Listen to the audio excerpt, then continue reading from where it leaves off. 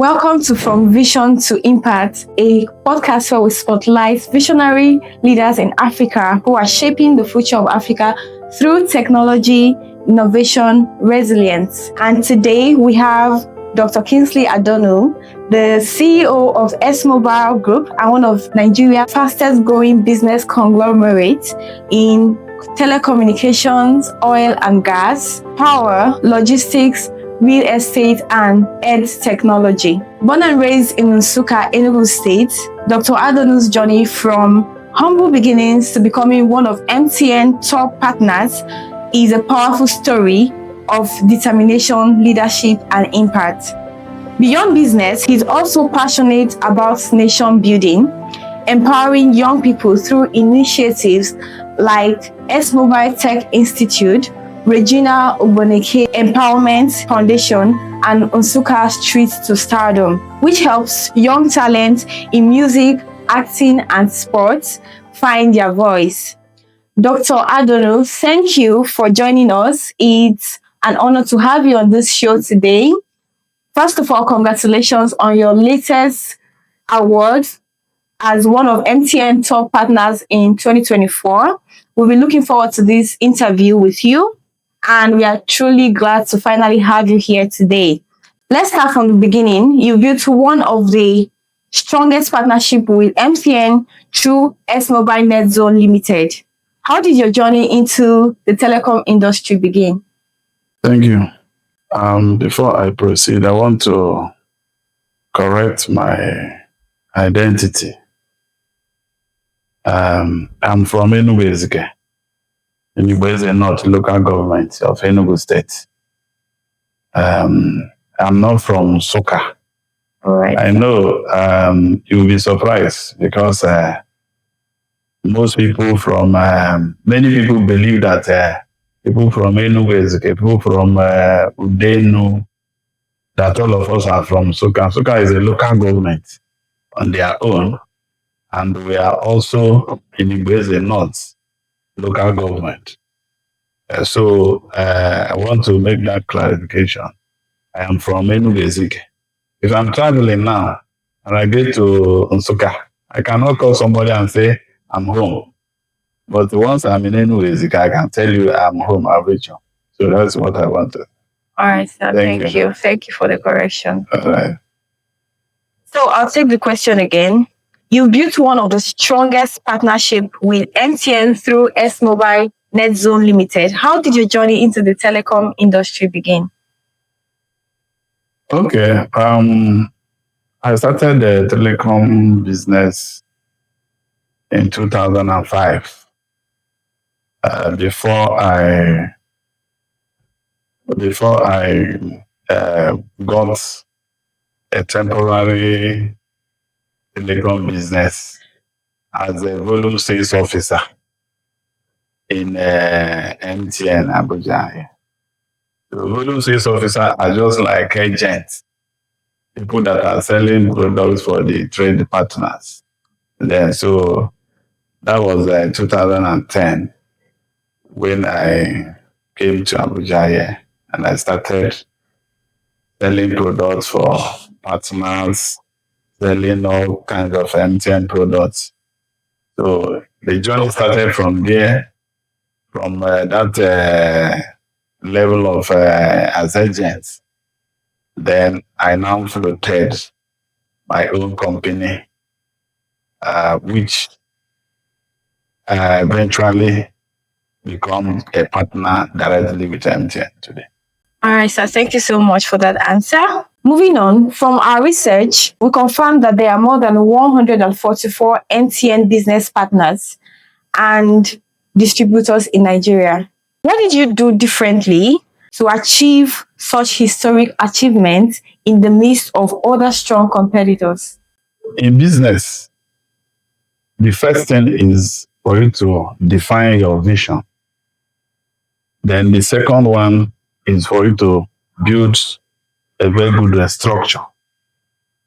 So, and if you have a clear vision and a structure, it will help your business to grow. When it comes to telecommunication, There's nothing much that I did differently that other people that are not doing, but is when we are doing it in a different with a different strategy. Nigeria is a big market. MTN in particular has over 80 million active subscribers. So at any business we are doing in Nigeria, and we are able to have like 5% of the Nigerian population, you are good to go. You can do anything. What we are doing differently is that one, we are committed to the business. As the MD and the CEO of the company, I'm also a marketer in the same business. So that's why what I am doing is somehow different from other CEOs. Because there are other people that rely on only what their employees can do. But as a CEO, I'm also in the field to make sure that we deliver. So these are part of the things we are doing differently. Thank you so much, sir. So are you in partnership with other telecom companies like Airtel, Glo, and others? In that regard, I cannot say that I'm in partnership with them now. And at the same time, I cannot say that I'm not interested to be a partner with them. But I want to manage my energy in one area so that if I want to do the other side, I will put all my energy there as well. Because if I want to do Glow and do the Airtel and do the MTN and other network providers at the same time, I'm going to give each of them half attention. Yes, so that's why all we are doing now is concentrate on the MTN business, and when we get to where we want to reach, we can come back to now as for another business. All right, thank you, sir. So NCC approved tariff adjustment to all telecom operators early this year. What is the impact of that tariff increment to the customers? For NCC to approve increment, there must be some areas they have considered that will benefit the consumers.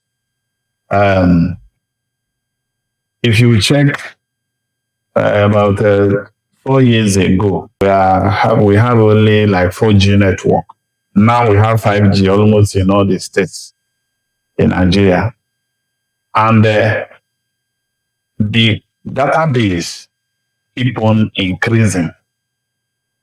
That's why you can see that, like I said, the MTN now is having over 80 million. So all these things require additional infrastructure to be able to carry the data surge of the consumers. So the benefit of that increment is that it has helped the company to stabilize. It has helped the company to be able to pay the bills of managing those sites, because it's a very expensive business. Sure. Most of the sites, you have their diesel, the people working, and you know that before diesel was 300, now is I think 1,000 something or thereabouts. So this increment have stabilized it, and you can see this month of September, MTN published a very interesting revenue and profit they have made as a result of that increment. Yes. They will be able to foot the bills and also have enough left to pay their investors. So there will be a great impact for that approval. All right, thank you so much. Most of Southeast top businessmen have their head offices in Lagos and some in Abuja, but you have yours in Enugu. Don't you think Lagos would be more advantageous for you? It is not true. Yes, this is a very important point to address because if you go to that Lagos, it's the same, mostly the Southeasterners are the people that develop the Lagos. If you come to Abuja, you will still see that the major business partners that are known in major markets in Abuja, you will see that they're almost dominated by Igbo business people. You go to Lagos, all the major markets in Lagos, they are all dominated by Igbo businessmen. So even though I'm in Enugu, we are the same people that are developing the Lagos. Do you understand? But it's very important for us to know that there must be decision to correct those impression that if you don't go to Lagos, you may not have an advantage. We have strong partners of telecommunication in Lagos. But I'm in Enugu, but I was able to defeat all the partners, even though they are in Lagos. So it's not about your location sometimes. It's about how are you doing the business. And there's no part of Nigeria that we don't have the business presence in all the states, including Abuja, in Nigeria. So it's not that everybody, yes, there are many people, like you say, that most of Igbo business people, they have their Head offices. they have their offices in Abuja and Lagos. But what I'm telling you is that Southeast is also growing and growing very, very fast. Both Enugu, Abia, Imo, Ebonyi, Anambra. So there's no popular markets in Nigeria where you now see people that you can count that are very, very doing well. You must count a good number of Igbo people. And I want to tell you that most of those Igbo people, I can tell you that over about 50% can identify themselves from Enugu. Yeah, okay. And if you come to Enugu, some will tell you that they are from Suka. But when you go very well, you know that this person that says from Suka is from Enugu Ezike. Take for instance now in Abuja here. If you go to Use Market, now and go to the popular place where they are selling cottons, 95% of all the major distributors are from Enugu Ezike. But people will tell you these people are from Suka. You understand? So that's why we want to correct that impression. Yes. Using Nsukka to cover Enugu Ezike. So we are gone beyond covering with another name. So we can stand on our own name strongly this time. Are there any employment opportunities in your business, sir? Of course. Like I said, we have business presence in every part of Nigeria.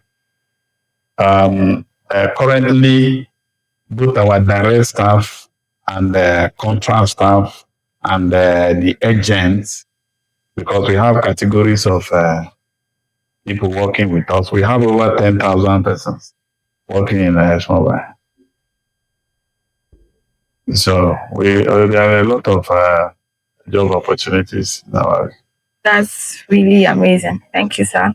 Looking back, what are some of the biggest challenges you faced as a young entrepreneur trying to build credibility in Nigeria's competitive business landscape? I have principle in my business. I don't recognize negativity. So in the area of challenges, I don't recognize it as a negative, um, a kind of a negative incident. I will see it as a process and a learning period, the time to make corrections. Yes, I've recorded a very repeated challenges, but all the challenges that are coming through my business is as a result of the vision I have for the business. So, but the major challenge that I actually regret is building the business structure. So when I was starting the business, I just started the business without a very good structure as the foundation of the business. And it cost me a lot of good relationships because when I started in my effort of pursuing, uh, making effort to have a direct partnership with MTN, it's not something that you can do alone. You must have people that can partner with you. So, but what I know that was a very great that affected me, my early beginning, was that the people who came to support the business came in when the structure was not there. Yeah. So, and because the structure wasn't there, it wasn't favorable at that time, leading me to lose some credible and very important relationships. It's just like, let me give a scenario like this. It's just like you just learn how to drive newly. You know, the more you drive, the more you get more experts about driving. So the first driving you want, when you just learn how to drive, you now carry a very important persons, and you now and you now make mistake on the road now. You know, they will say, this person nearly kill us with this. Even when you now become a very expert in driving, that first impression is still, if we see, they will say, don't enter this car. Yeah. This person nearly kill me and my family. And it's because when I was growing my business, I was growing with my very valued relationships. So that is the area, based on the question you asked, that is really affected me. But I thank God that most of those my friends are now realizing that it was out of the experience then. There's a level of mistakes you made. It will become a big lesson to you. So that is what I've achieved in that. Okay, moving on. What key principles or habits helped you sustain success in your business? The major principle that helped me sustain the success of business is being focused. I'm always focused on the business. Like I said, I don't recognize negativity. I don't see an incident as, because of this thing, I will not continue. I'm just following the vision to get to the destination. So the focus is the main thing. That's what I can say. The principle is that I'm very focused and I'm very, very active in the business. All right, sir. People often see the success but not the process. Can you share one defining moment that tested your faith? Okay. The moment I tested my faith, just like I said before, when I started without a solid structure. And some people took advantage of that. What I mean by people took advantage of that is like, in a way, you are coming into a system and you don't have a whole knowledge about it.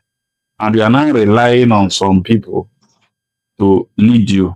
And those people now took advantage of your I can call it ignorance.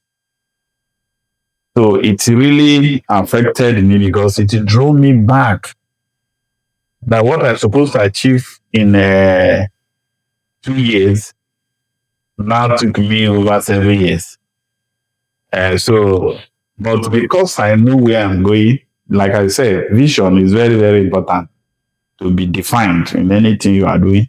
So that my vision, that one cannot be compromised by anybody. So that was why I said, okay, I started afresh. I'm supposed to be what I'm achieving today in the telecom industry. I supposed to start achieving it like 2017 and 2018. But in 2017, that was when I discovered that all the effort I've been making right from 2010, 2000, all of them were not just, yeah, so it did not, I had to start afresh. I had to move to Port Harcourt. And from the Port Harcourt, I was able to build the business that now connected me directly to MTN as it is today. We are wondering, you do a lot of things. You're a business leader, you're a philanthropist, you're a founder. So we are wondering, how do you manage and balance being a philanthropist, a business leader who is also deeply connected to his community? Okay, it's almost the same thing. If you can't do business alone, you must do it with people. And you at the same time, you must find a way to give back to the society. That's where the philanthropy comes in. So it depends on how one wants to define his own way of giving back to the society. But if you are doing business, you can't buy a product. You can't buy a product from a company and still sell to yourself. Do you understand? So everything is all about to bring out time for each of them. There's a time to say, okay, from January to December or January to November is for business. Then we are bringing another time to give back to the society. So it's not doing the two. It's not a big deal. It's to help the business and also to even appreciate people.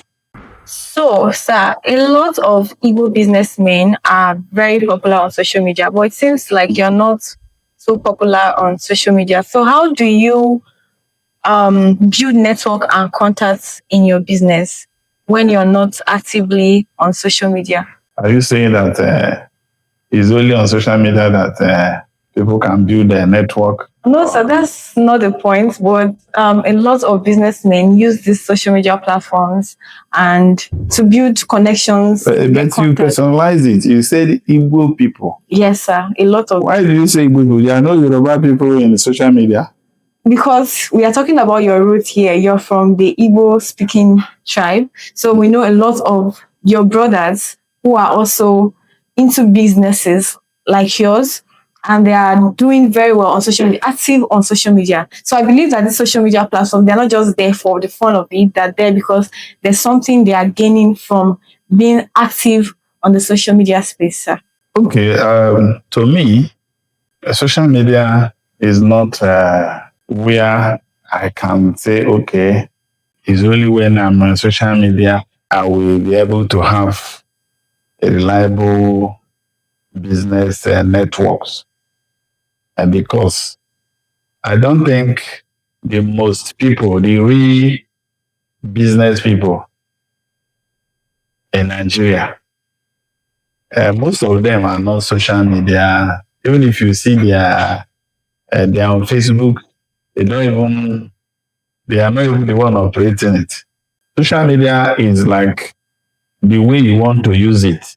Some people use social media for people to know their face. The nature of my business doesn't need that if I'm not on the social media.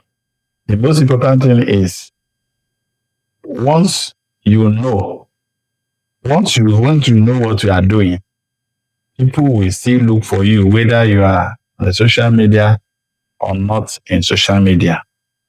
But that doesn't mean that I don't have social media. I have Facebook, I have Instagram.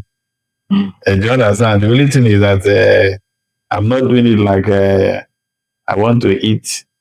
I will be on social media. I will no. So it depends on what the person is looking for. It depends on the kind of audience somebody is looking for that will make people to say, okay, if I'm not on social media, I cannot I have a good and reliable business networks and contacts, but I didn't get them from social media. Do you understand? So S.Mobile Group has grown into a multi-sector conglomerate. What's your vision for the company in the next 5 years, sir? 5 years is too close now.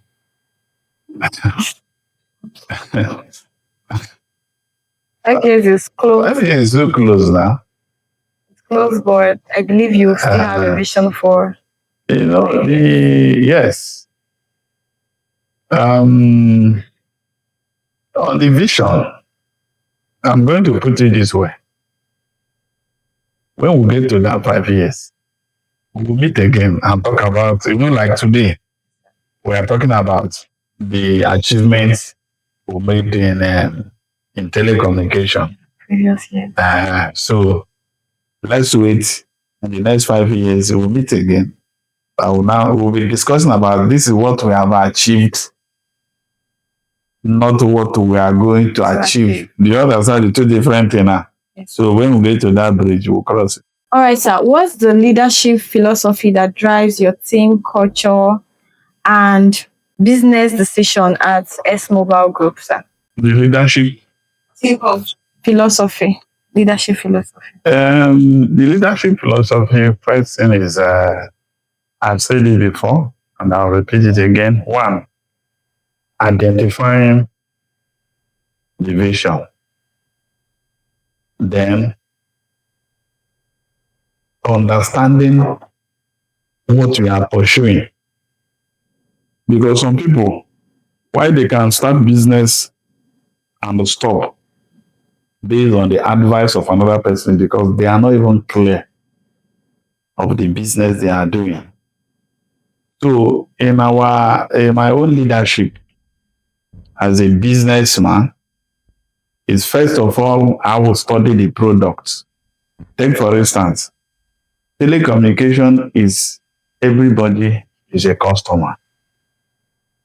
That is number one. Everybody is a customer. And the customer base doesn't come down. It keeps going up.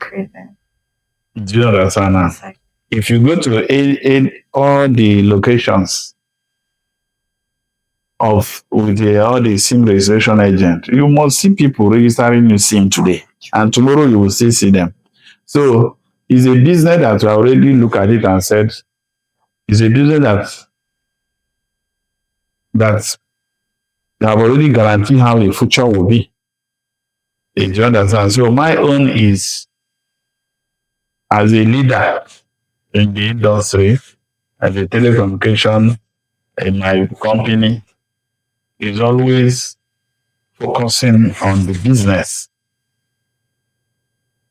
despite any other the distractions. We focus on the business. So the major thing is being focused on the business. That is my major leadership style. Focus is the key word. So, sir, in an era where transparency is critical in business, how do you ensure integrity and accountability across your different businesses? Okay. Yes. Firstly is getting the right employees. So if you have a good team, people that can work as their own, that will help you to get the settings right. So it's not something I can do alone. But if you have a good number of staff that can work as if they are working for their own, and they will also be taken care of as people that are working in a company. You understand? So that is how we do. And again, it's all about, this is the technology are taking place of everything now.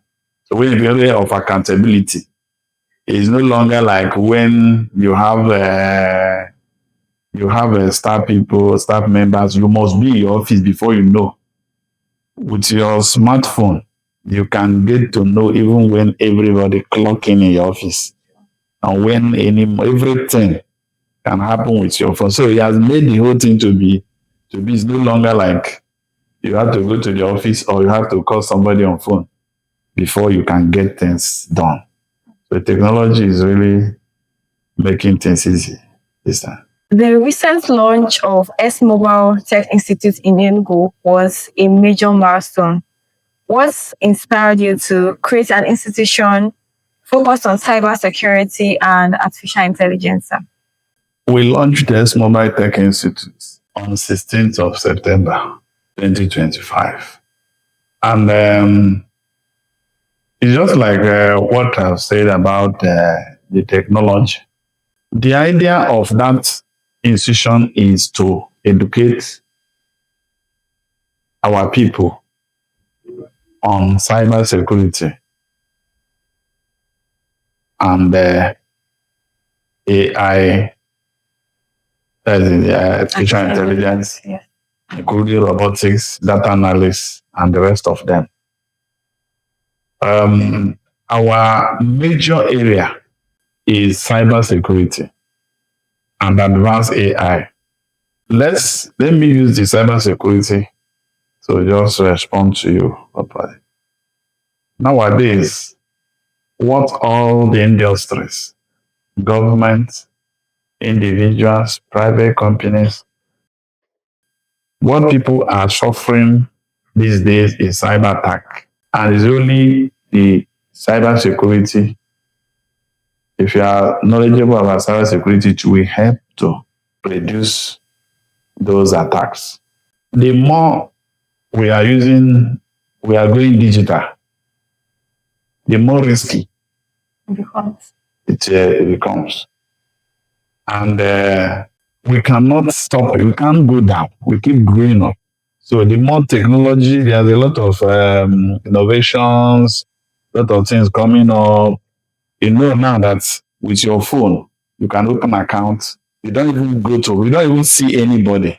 You have opened an account and start transacting. So it's very good for everybody to have that knowledge of cybersecurity. How do you secure your devices, especially if you are using a smartphone? There are something that will pop up in your phone because you have knowledge about cybersecurity. You will see that this is a sign of a threat. It's an attack. There's an attack. People trying to break into your system. But if you don't have that knowledge, you will just see it as nothing. Do you understand? And that's why you see some people who say, "Oh, they have collected, they hacked my account and all this and all that." There are something that will come. This is a very good information for you now. There are something that will come to your phone. It will request you yes or no. But the truth is that whether you press yes or you press no, you have acknowledged that. At that point, the person is off your phone. But how many people have that knowledge? Did you get it now? So, secondly, is that our youth that are very skilled with all this internet use of internet, they can now decide that the institution can be an avenue where they can now convert their skill to be useful than using it for illegal activities. So that's why when we launch the Tech Institute on 16th, we gave free training. We gave free training for our youth. Just if it's online, you can register online. We train them at least basic information for somebody to be able to know.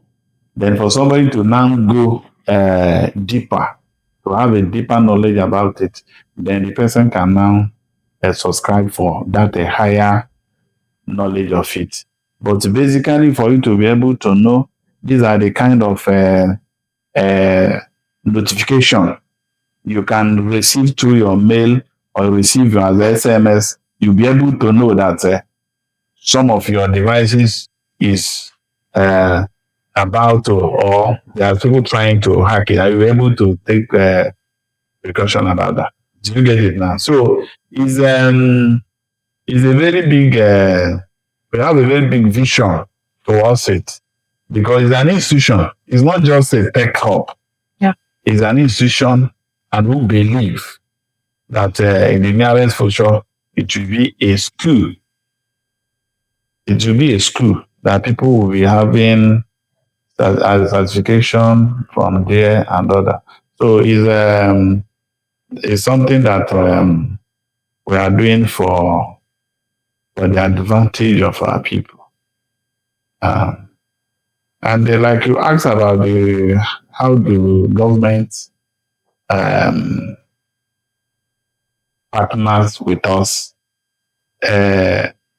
How they partner with us is just to we would like to offer trainings to their staff. Like bankers have to have training for them to be able to know the ministries and all that.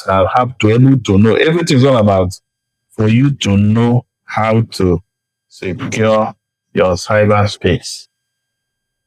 That is very important. Very important. Because we are using a smartphone to do a lot of things. And it also exposes a lot of information. So how do we protect those data? That is what we are teaching there. That's awesome. How do you see the role of technology in building Nigeria's future, especially for young people? Young ones have a lot of advantage because nowadays, to me, nobody have any excuse like a youth now to say, I'm looking for a job. With your smartphone, you can employ yourself. Do you understand? If you go to Play Store, you will see a lot of program, a lot of apps people developed. This doesn't take anything than for you to, just like I talk about in S.Mobile. There are some people in S.Mobile within the September, about 2 months ago, that we opened it. But now, today, they can develop application on themselves for themselves. You understand? Some of them can develop application. Some of them that can develop all this game. Just a lot of things they can do.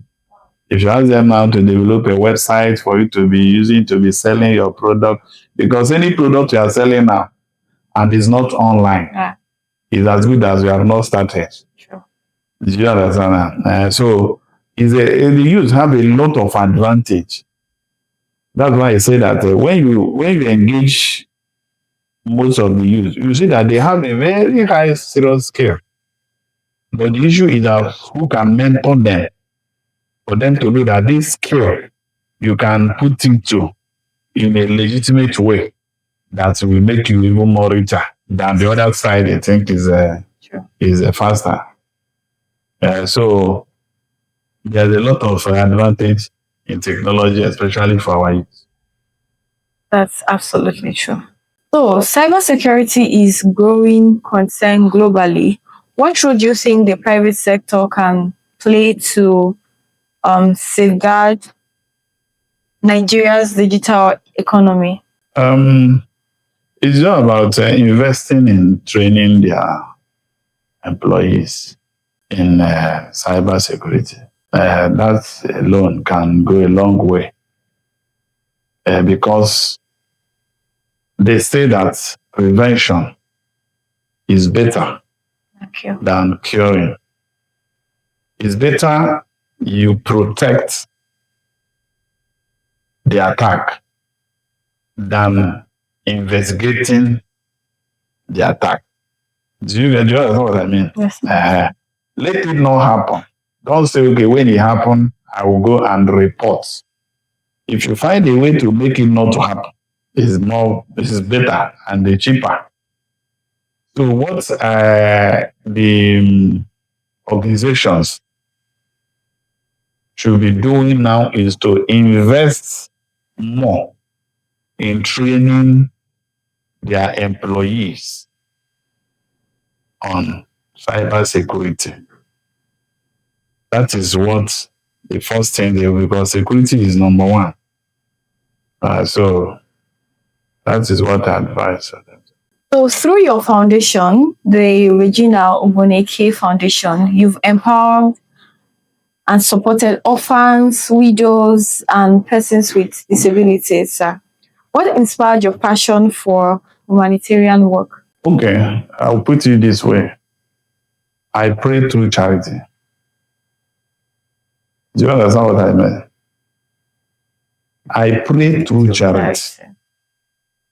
Do you understand? Yes. So, in anything you are doing, some people are very good in from morning till night, praying and vibrating. But my own, I see it as okay. Let's pray through charity, through helping the less privileged. In life, people are not giving because they have enough. Do you understand? Yes. Because even me, I need help. Do you know I need help? You do. Yes. So even the person you think of as the richest person need help. But in any position you are, there are people that you are better off. So my own is, okay, let me contribute to the assistance of other less privileged. Yes. Not that we are giving it based on that we have enough. No, we don't have enough. But the little we have, we are giving as a way of praying and asking God for more blessing. That is what we are doing. You sponsored over 5,000 students on scholarships and supported countless medical cases. That's a lot. How do you measure the real impact of your giving? Okay, I measure it from the way God is blessing my business. That's where I see that this thing is not in vain. No. Do you understand? Just like you asked me before, out of 144 partners, I was able to stand out as the number one. It's not by my power. I believe that to explain, it's just like what you asked me now is like for me to count the blessings of God. Is it what you're asking me? Which you know that is uncountable. So I measure it with uncountable blessings that I have been receiving from God. So that is my answer to that. So during the COVID-19 pandemic, you were widely recognized for your contribution across Enugu State. What really inspired you to step in at such a difficult time? Okay. Like it was a crisis all over the world, and at that time, it required that wherever you can help. I've not witnessed such situation in Nigeria before. So, what motivates me is no other thing than to help in my own little way to see that people won't be dying in hunger. Because during that time, people that are found positive, they were quarantined. Even though they were not found positive, they were also a kind of quarantine because you have to be indoor. People were locked indoor. There had no movement.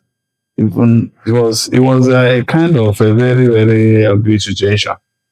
You understand? So at that time, whatever we have, we're using it to help people, providing food, providing other materials that can help people to live. So that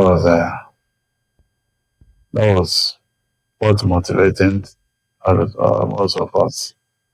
All of Those that. senses. You did amazing job during the pandemic. We learned that during the pandemic, because of your contributions across Enugu State through food distribution, financial assistance, and accommodation, the Ohanese of Ndigbo honored you with a title, a traditional title, as the Odozi Obodo of Enugu State.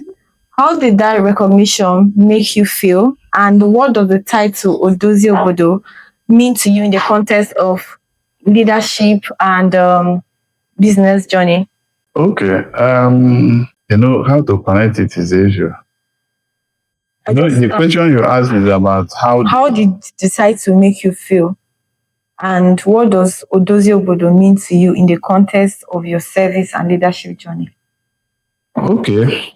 The title as if the Odozi Obodo by Johannes Ndigbo.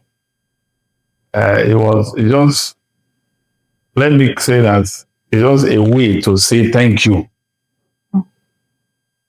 That's what the meaning of Odozi Obodo is, like people that are doing good for his people. So they were trying to say, okay, at this time of critical situation, and we came up and we now supported. So that was what it means. So to me, it was I appreciated that, and also it motivated me also to keep doing better in our community and even at the national level. So I really appreciated that recognition. Even though I am not the kind of person that always say I am chief, I always prefer my normal name. You're still chief, by the way. Thank you, chief. Nsuka Street to Stardom is a unique project that supports young creative. What gap were you trying to fill with that initiative, and what success have come from it so far? Okay, just like the name, Nsuka Street to Stardom. I want to correct that it's not just with the Nsuka people alone. It goes is a global recognized Initiative. yes. But the idea is to use that platform to introduce the talent on the street to the global space.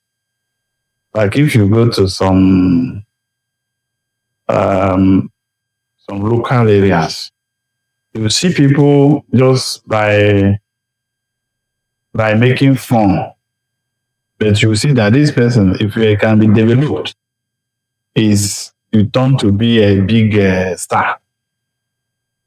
So I've noticed it, and today we have a lot of stand-up comedians, some people engage in Nollywood, and the rest of them.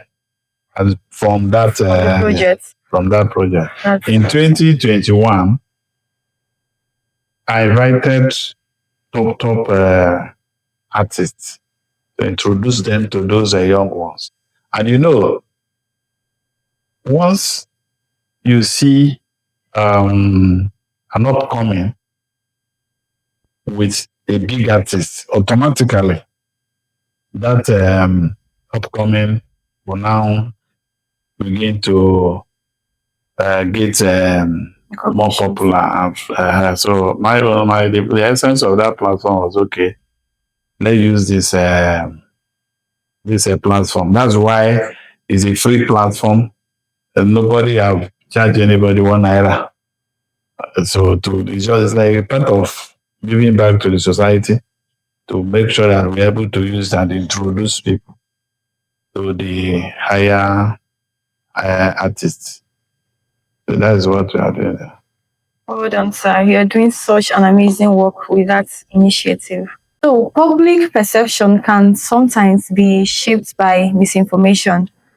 How do you personally deal with criticism, and what keeps you focused on your mission?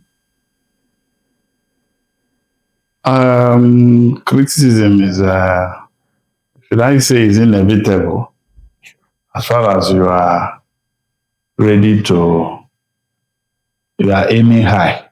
Many young Nigerians, like myself, look up to you as a role model. What message do you have for those trying to build a career or business with integrity and impact? It's a very good question, because it will benefit those that will pass through that channel of growing. Okay. My advice to them is this: at the early stage of their business, at the early stage of when you are trying to start up a business, don't introduce your high valued people to it until you are sure that is stable. Do you understand what I mean? Don't do trial luck with the people who I can describe as your destiny helpers until that particular business, you have tested it and proved to yourself that, okay, this business now is ready to move forward. The next one is to start small and do all the mistakes within your own resources, so that when you now come out to do a proposal to people, you must have known how everything works. Just like I said before, that one of the things that affected me at the early age was that the people that came to support my business to go to the high level, they came in when the business was not structured. Mention that.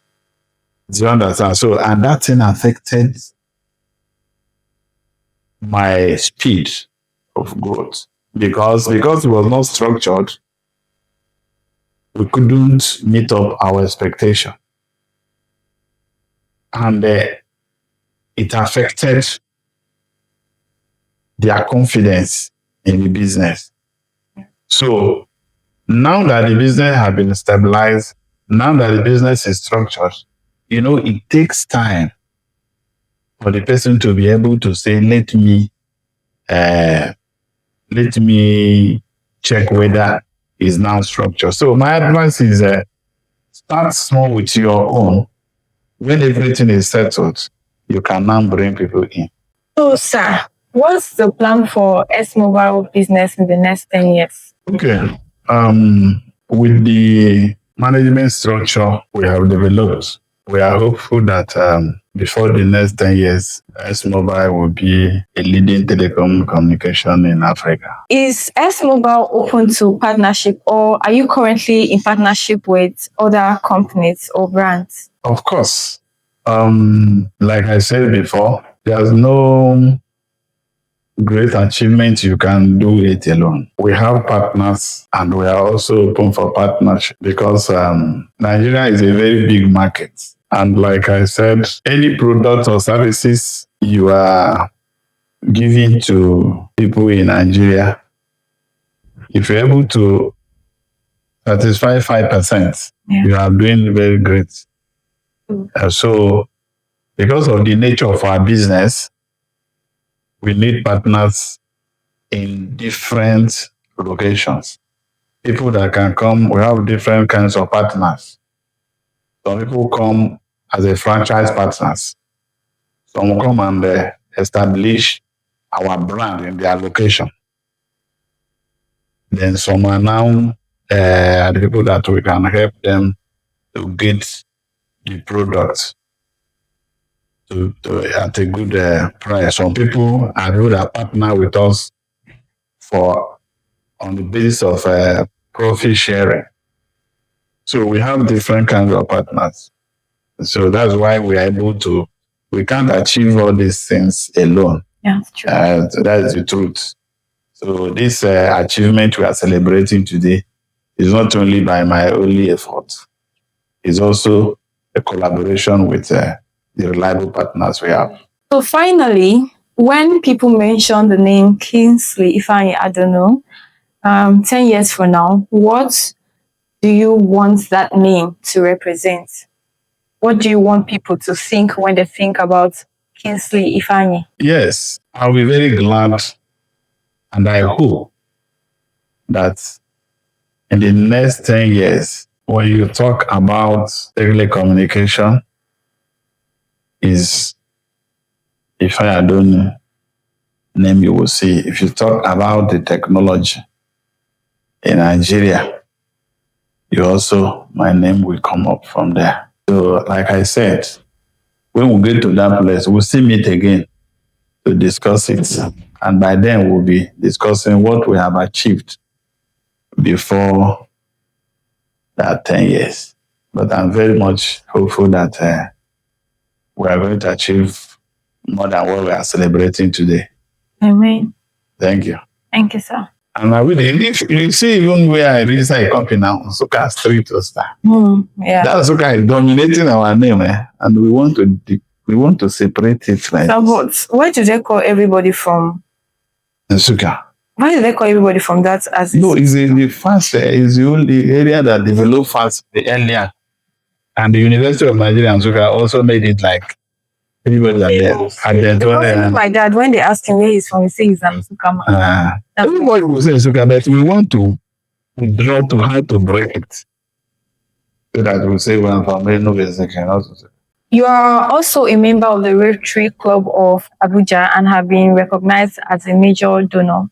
What inspired you to join Rotary, and how has it influenced your approach to service to humanity and leadership? Okay.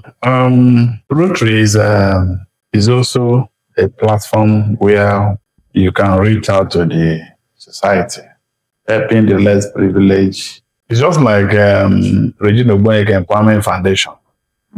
Did you understand? It's an organization where people are contributing to help the less privileged.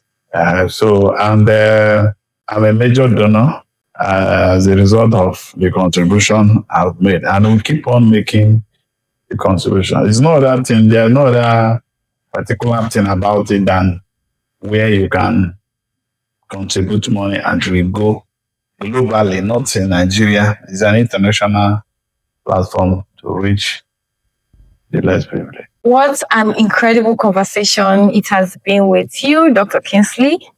You're a man whose story truly defines what it means to turn vision into impact, from building one of MTN's strongest partnership and creating platforms like Nsukka Street to Stardom. You've been doing a really amazing work. Thank you. And your journey reminds us that greatness often begins with humble beginnings, and it's a motivation to people like me and a lot of other Nigerians and even Africans. So, Dr. Kingsley, thank you once again for your insights, your story, and we celebrate your commitment to nation building, and we look forward to seeing the next chapter of your remarkable journey. To everyone, thank you for joining us from Vision to Impact. If you found this episode inspiring, do well to look out for Dr. Kingsley on all his social media platforms, Facebook, Instagram, and Twitter. Thank you so much for joining us today. My name is Uweze Winifred, and until the next one, I am your host. Thank you.